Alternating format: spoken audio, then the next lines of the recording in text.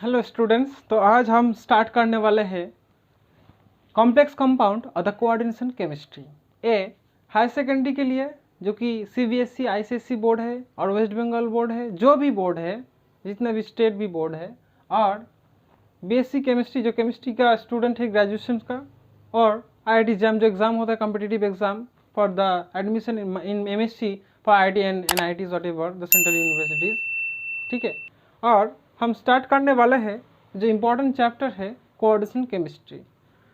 हम इस चैप्टर को एकदम ग्रास रूट, एकदम ग्राउंड लेवल से स्टार्ट करने वाला है। ठीक है, देखो कॉम्प्लेक्स कंपाउंड या कोऑर्डिनेशन केमिस्ट्री क्या होता है। ठीक है, देखो ये जो नाम है कोऑर्डिनेशन, ये नाम आता है कोऑर्डिनेट बॉन्ड से। ठीक है,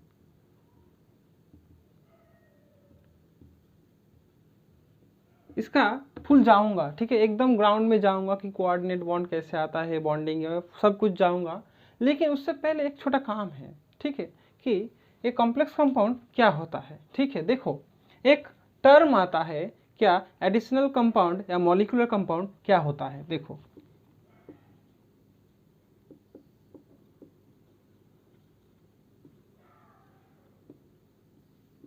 एडिशनल कंपाउंड और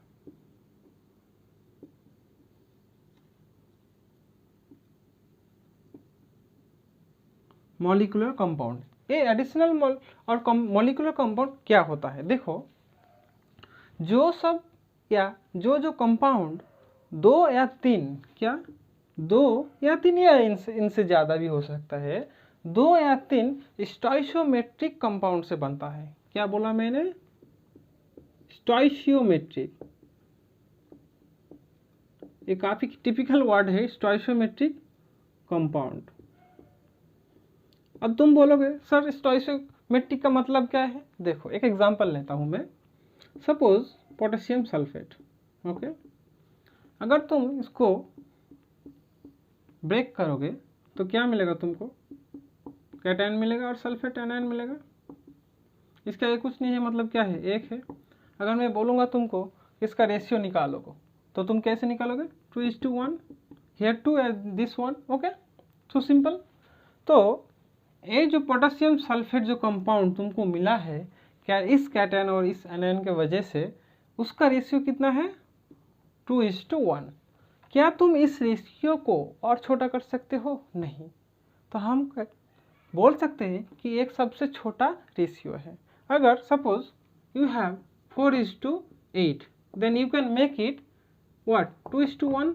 हाँ, तो यही तो सब कुछ सबसे छोटा है, तो इसको कहता है स्टोइशियोमेट्रिक रेशियो कहते हैं हम लोग। ठीक है, तो जो सब कंपाउंड स्टोइशियोमेट्रिक रेशियो से बनता है, ठीक है, ऐसे और भी 2 और 3 स्टोइशियोमेट्रिक कंपाउंड से बना हुआ जो कंपाउंड होता है उसे हम एडिशनल कंपाउंड या मॉलिक्यूलर कंपाउंड कहते हैं।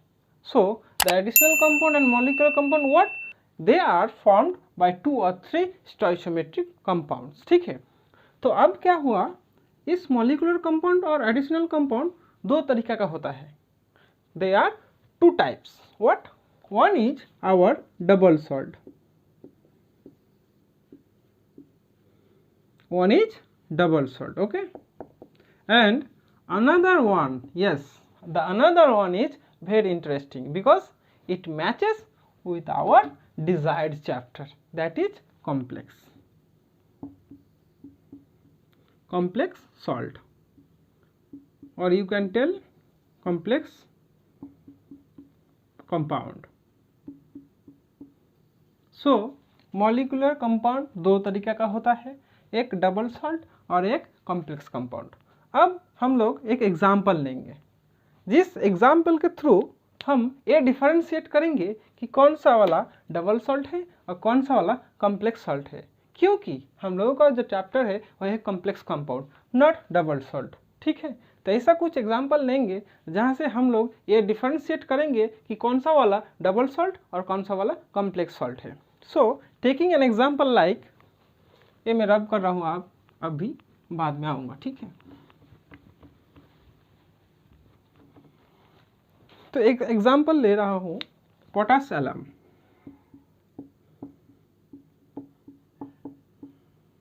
potash alum.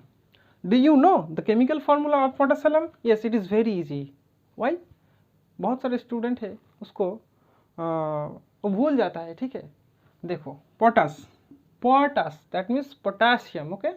एक छोटा सा ट्रिक है, potassium that means K2SO4, sulphate common है, ठीक है। P for potassium, okay, potassium sulphate. Aluminium that means Al, aluminium, so Al2SO4 whole thrice, okay, हो गया। अभी क्या करो, पानी दे दो, कितना 24। सो ये हो गया हम लोगों का पोटाश एलम का केमिकल फार्मूला, ओके, और chemical symbol whatever you say. अब देखो, अगर अब तुम्हारा क्वेश्चन है sir is it example of double salt और complex compound? Yes, so what, how you will differentiate?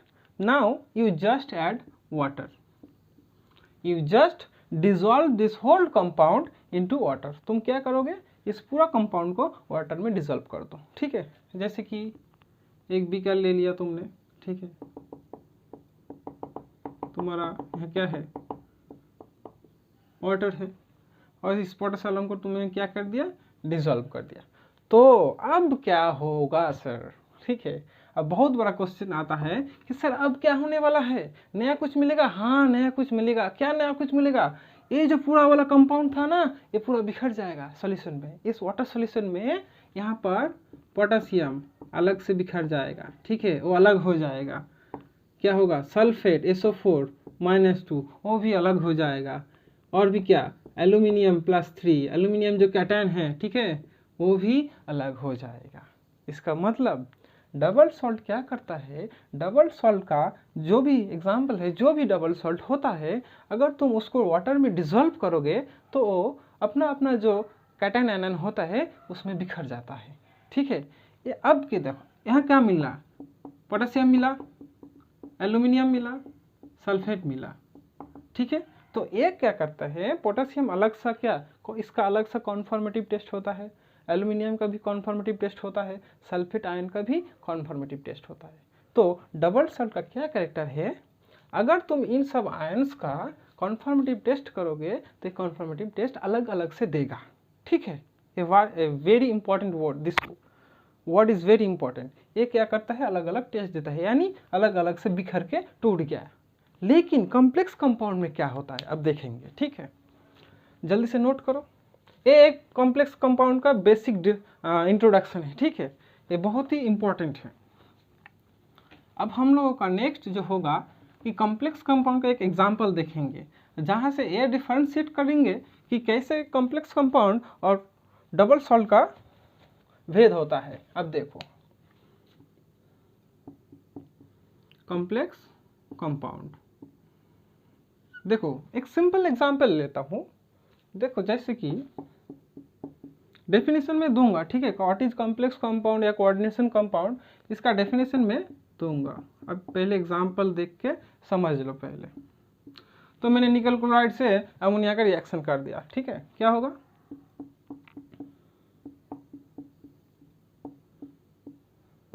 अभी ये बहुत ही इंपॉर्टेंट साइन है, थर्ड ब्रैकेट, ठीक है। कॉम्प्लेक्स कंपाउंड का बहुत ही इंपॉर्टेंट कैरेक्टरिस्टिक है कि ये थर्ड ब्रैकेट में रहता है। हम लोग जब अपना घर में रहते हैं, एक रूम में रहते हैं, बेडरूम में रहते हैं, कॉम्प्लेक्स कंपाउंड थर्ड ब्रैकेट के अंदर में रहता है, ठीक है, बहुत ही इंपॉर्टेंट कैरेक्टरिस्टिक है Cl2। तो ये है एक पूरा कॉम्प्लेक्स कंपाउंड।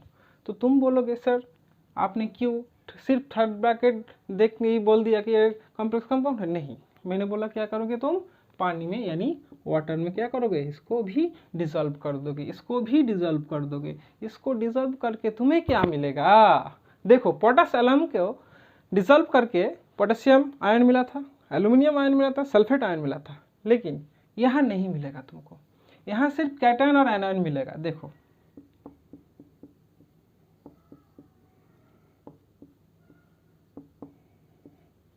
एक कैटायन होगा और ये एनायन होगा, कैटायन और एनायन तुम्हें मिलेगा, ठीक है, कैटायन एनायन मिलेगा, लेकिन तुम्हें अलग से निकल का कोई कैटायन एनायन नहीं, निकल का कोई कैटायन नहीं मिलेगा, और एमोनिया का भी कोई अलग सा स्पीसीज तुम्हें नहीं मिलेगा। ये क्या होता है, ये जो थर्ड ब्रैकेट तुम्हें दिख रहा है वो थर्ड ब्रैकेट पहले जैसे था, after dissolving water it will remain same.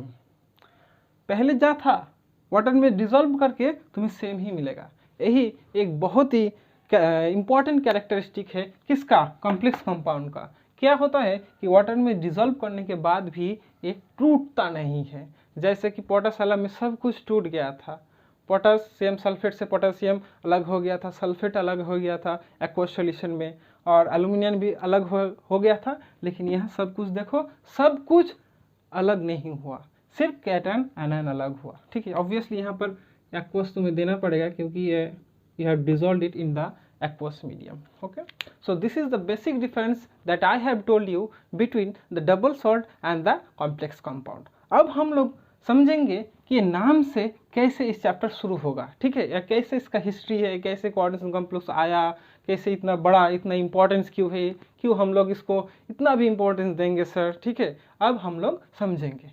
सो तुम जल्दी ये सब नोट कर लो, ठीक है।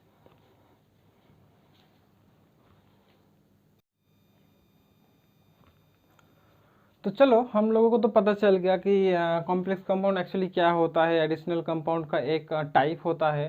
और अब देखो कोऑर्डिनेशन केमिस्ट्री, ये नाम आता है कोऑर्डिनेट बॉन्ड से। अब तुम किसी किसी को ये भी पता नहीं हो सकता, या हो सकता है कि सर बॉन्ड क्या है, तो इसके लिए केमिकल बॉन्डिंग है। केमिकल बॉन्डिंग हम अलग से एक चैप्टर निकालेंगे तुम लोगों के लिए। अभी सिर्फ इतना देखो कि बॉन्ड हम लोग, तुम सब लोगों को ही पता है कि बॉन्ड 3 टाइप्स होता है, ठीक है। क्या ये एक होता है कोवैलेंट बॉन्ड, कोवैलेंट बॉन्ड तुम लोगों को पता है, हम लोग कोवैलेंट बॉन्ड को रिप्रेजेंट करते हैं डैश, ओके, डैश से, जहां क्या होता है बोलो, mutual sharing of electron. Covalent bond में तो यही होता है, म्यूचुअल शेयरिंग ऑफ इलेक्ट्रॉन होता है। दूसरा जो बॉन्ड का टाइप है वो है आयनिक बॉन्ड। एग्जाम्पल क्या होता है, NaCl सोडियम क्लोराइड में क्या मिलता है, सोडियम एक पूरा इलेक्ट्रॉन दे देता है, क्लोरीन पूरा एक इलेक्ट्रॉन ले लेता है। ऐसे करके हम लोगों को मिलता है आयनिक बॉन्ड। हम लोग डॉट से रिप्रेजेंट करते हैं आयनिक बॉन्ड, ठीक है। तीसरा जो कि अब हम लोगों के लिए बहुत इंपॉर्टेंट है, क्या, वो है कोऑर्डिनेट बॉन्ड।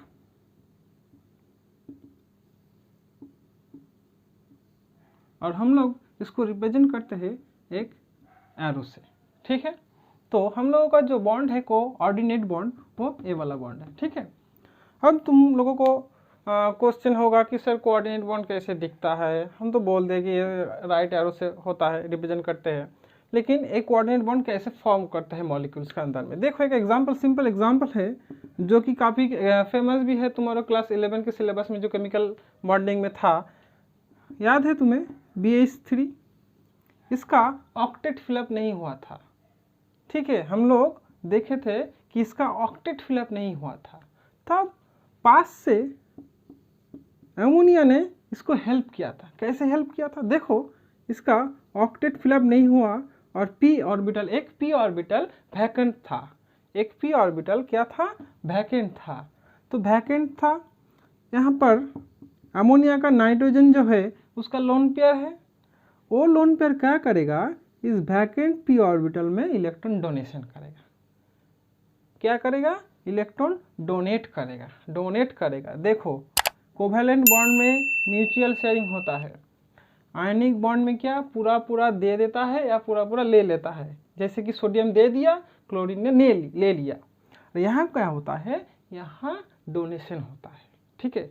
किसी का पास कुछ भी नहीं रहता है, किसी के पास रहता है, वो जस्ट उसको डोनेशन करता है, डोनेट करता है, ठीक है। तो ये हम कैरेक्टर देखेंगे अपना कोऑर्डिनेट बॉन्ड में, या throughout the whole chapter हम जो भी पढ़ेंगे, throughout this whole chapter complex compound we will learn the donation of the ligands. What is ligand हम बाद में पढ़ेंगे, धीरे धीरे आएंगे। तो हम लोगों को ये बेसिक कॉन्सेप्ट है कि कोऑर्डिनेट बॉन्ड कैसे होता है। और इस बॉन्ड को हम रिप्रेजेंट करते हैं इस कंपाउंड के ऐसे, we will represent this like this, okay. देखो ये जो बॉन्ड है ये है हम लोगों का क्या, हम लोगों का कोऑर्डिनेट बॉन्ड, ठीक है।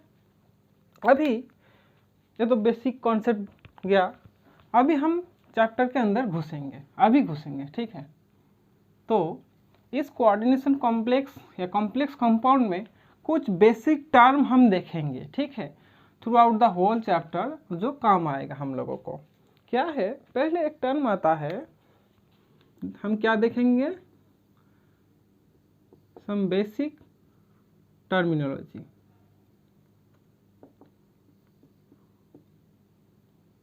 पहले ही देखेंगे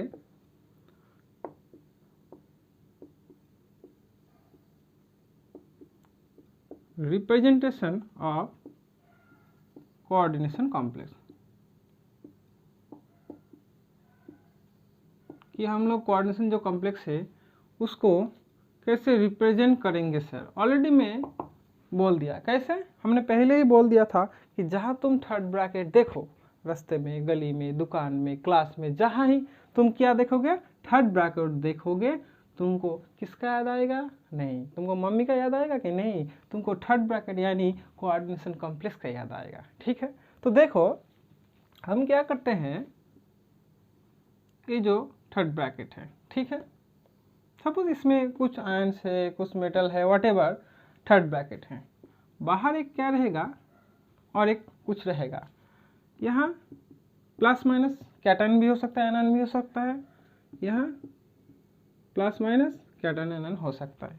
तो ये वाला जो थर्ड ब्रैकेट में होता है, जो हम लोग कॉम्प्लेक्स करेंगे, इसको कहते हैं कोऑर्डिनेशन एंटिटी या कोऑर्डिनेशन स्फीयर कहते हैं। इसको क्या कहते हैं,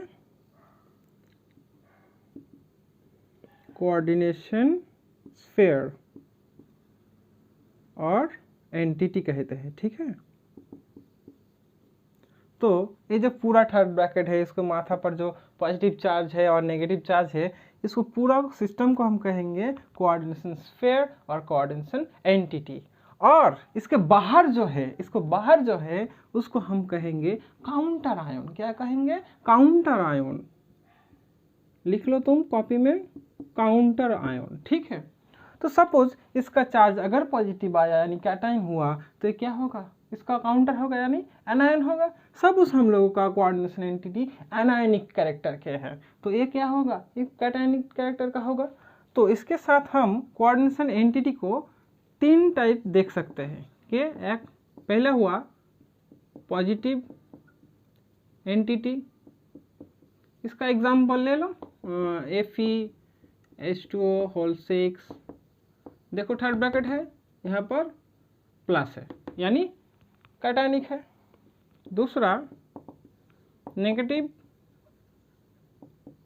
एंटिटी, नेगेटिव एंटिटी का एग्जांपल ले लो, जैसे कि कोबाल्ट ऑक्सालेटो, एक लिगैंड है। लिगैंड क्या है सर, ये वाला क्या दिख रहा है, सब कुछ मैं डिस्क्राइब करूंगा, ठीक है, जस्ट नेक्स्ट लेक्चर में। तो क्या हुआ, -3, देखो नेगेटिव हुआ। और तीसरा मैं यहाँ लिख देता हूँ, ठीक है, तीसरा हुआ न्यूट्रल। तुम लोगों को पता है कि न्यूट्रल का मतलब पॉजिटिव भी नहीं होता है, नेगेटिव भी नहीं होता है। जस्ट फॉर एग्जांपल देख लो, प्लैटिनम NH3 2Cl2, ये एक न्यूट्रल कॉम्प्लेक्स कंपाउंड है।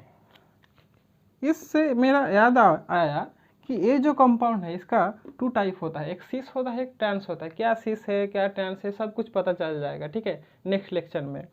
तो ये जो इसका जो सिस आइसोमर है, ये हम लोगों का एंटी कैंसर में यूज होता है। ओके, कैंसर का जो ड्रग होता है ये सिस्प्लैटिन यूज होता है, ठीक है, very important question. Okay, note it down. Okay,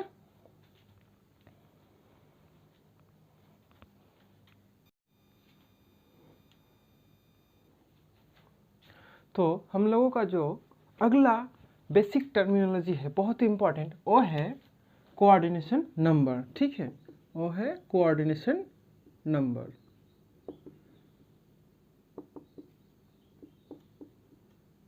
जिसको हम रिप्रेजेंट करेंगे CN से। तो सर कोऑर्डिनेशन नंबर क्या होता है, ठीक है, ये कोऑर्डिनेशन नंबर जो कॉम्प्लेक्स कंपाउंड है हम लोगों का बहुत ही इंपॉर्टेंट मायने रखता है, ठीक है। इस कोऑर्डिनेशन नंबर से हम लोगों को जियोमेट्री का पता चलेगा, ठीक है, कैसा बॉन्डिंग होगा, सब कुछ बेसिक आइडिया मिल जाएगा सिर्फ इस कोऑर्डिनेशन नंबर से। तो चलो देखते हैं ये कोऑर्डिनेशन नंबर क्या है। देखो coordination number is the total number of coordinate bond और हम इसको ऐसे भी बोल सकते हैं कि total number of donor atoms of, एक नया टर्म आया ऑफ लिगेंड्स, बहुत ही इंपॉर्टेंट है नया टर्म, ठीक है, बहुत ज़्यादा इंपॉर्टेंट है, ठीक है, लिगेंड्स। बाद में आऊँगा लिगेंड्स, इसका जो नेक्स्ट लेक्चर आएगा वो पूरा लिगेंड रिलेटेड आएगा, ठीक है। Ligand, okay, coordinate bond around the central metal ion or atom in the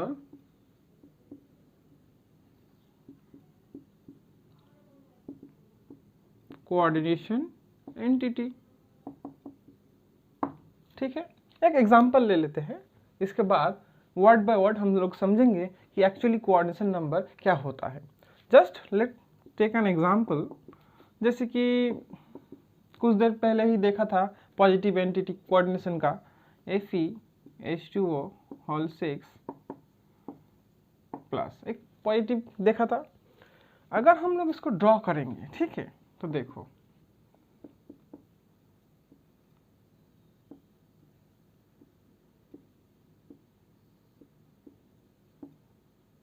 ये एक्चुअली ऑक्टाहेड्रल होगा, ठीक है।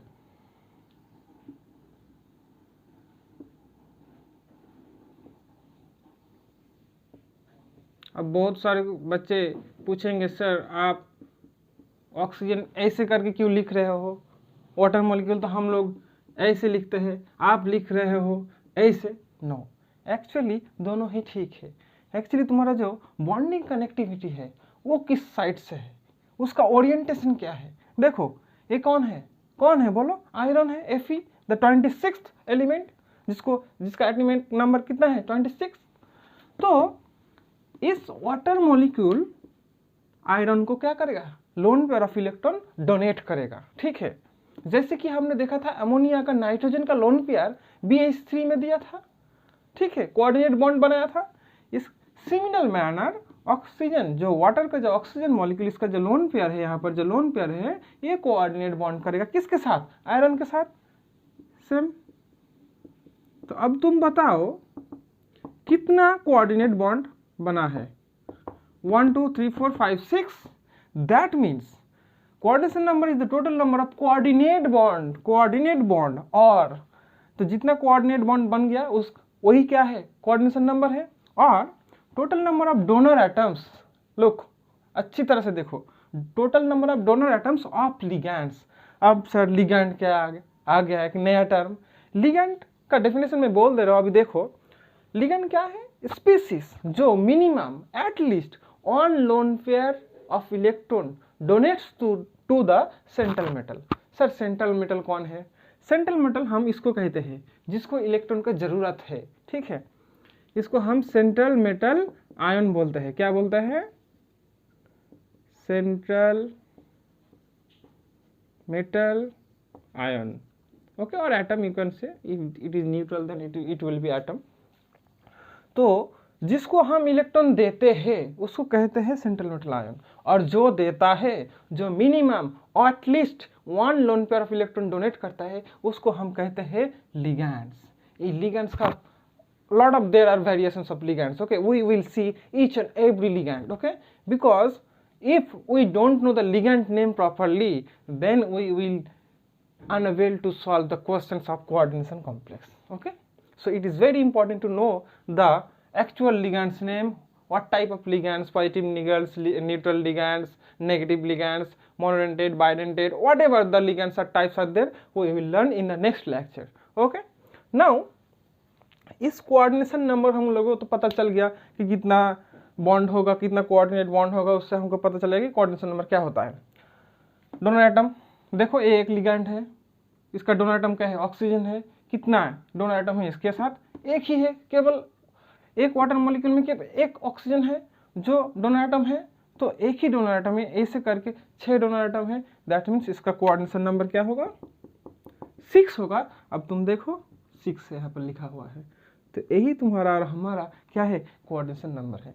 अब तुम पूछोगे सर आप इतना कोऑर्डिनेशन नंबर में इतना फोकस क्यों कर रहे हो? ठीक है, तो देखो और एक बात जो मैंने अभी तक नहीं बोला और जानबूझकर नहीं बोला कि इस कोऑर्डिनेशन केमिस्ट्री का एवोल्यूशन बोलो और इसका शुरुआत कौन किया था। ठीक है, इसका शुरुआत किया था हम लोगों का जब विख्यात एक साइंटिस्ट है, scientist Werner. Sir you are pronouncing Werner but writing Werner. Yes, actually he is a German scientist. Okay, he is a German scientist and Germany में हम W का जो pronunciation है वो V से करते हैं। That means scientist Werner। उन्होंने 1893 में कोऑर्डिनेशन कॉम्प्लेक्स का इंट्रोड्यूस किया था और 1894 में वर्नर पहले इनऑर्गेनिक इंसान है जो इनऑर्गेनिक में उसको नोबेल मिला था। ठीक है, कब? 1894 में उसको नोबेल प्राइज मिला था। अभी देखो और भी एक इम्पॉर्टेंट बात है, इलेक्ट्रॉन जे थॉमसन, राइट, कब दिया था? 1896 में।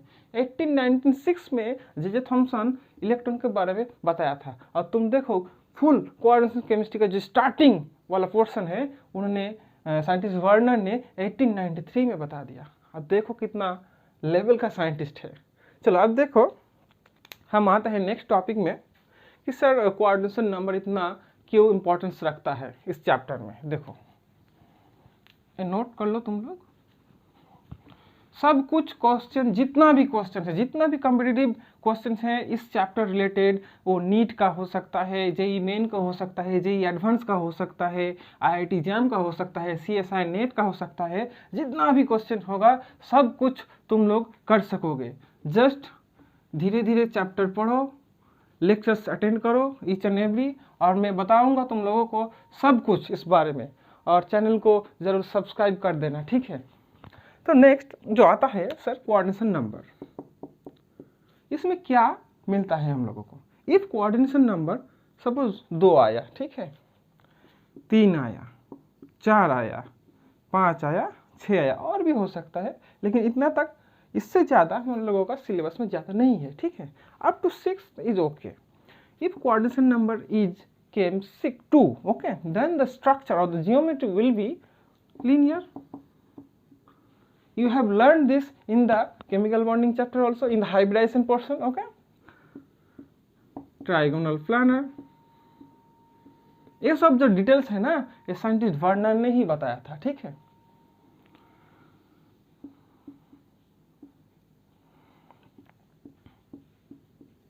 टेट्राहेड्रल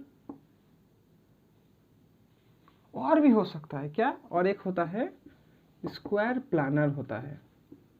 हम लोगों को पता है अगर टेट्राहेड्रल होगा तो इसका हाइब्रिडेशन क्या होता है? sp3 होता है। स्क्वायर प्लानर होगा तो dsp2 होगा। बहुत ही इंपॉर्टेंट इंटरेस्टिंग टॉपिक्स है। ठीक है, ये क्या होगा? TBP that means trigonal bi pyramidal, you know. And इसमें क्या होता है? ऑक्टाहेड्रल। ऑक्टाहेड्रल, अब तुम्हें मालूम है acting the basic knowledge in the hybridisation कि ऑक्टाहेड्रल का हाइब्रिडेशन सर sp3d2 होता है, पता है। लेकिन इस चैप्टर में यही जो इम्पोर्टेंस है, इसका इंटरेस्टिंग फैक्ट क्या है? यहाँ पर D2 sp3 ये हाइब्रिडेशन भी देखने को मिलता है। और बहुत ही इंटरेस्टिंग फैक्ट है, जेड आउट, जेड इन, इनर, आउटर, बहुत ही इंटरेस्टिंग एग्जाम्पल मिलेगा तुमको, और इसका एक्सप्लेनेशन भी मिल जाएगा तुमको। अलग से कोई किताब नहीं पढ़ना पड़ेगा। हाँ, अगर तुम्हारे पास अलग से अवेलेबल टाइम है तो तुम go through the book, okay, no problem. But इसका जो बेसिक नॉलेज है वो तुम यहाँ से सब कुछ मिल जाएगा। ठीक है, तो आज तक इतना ही रहेगा। चैनल को जरूर सब्सक्राइब कर दो, कमेंट दो, अगर कोई डाउट रहेगा तो क्लियर कर दूंगा। शेयर करो, लाइक करो, ओके, थैंक यू। और पता ही चैनल का नाम क्या है? The concept of chemistry by Intikhab sir. Thank you.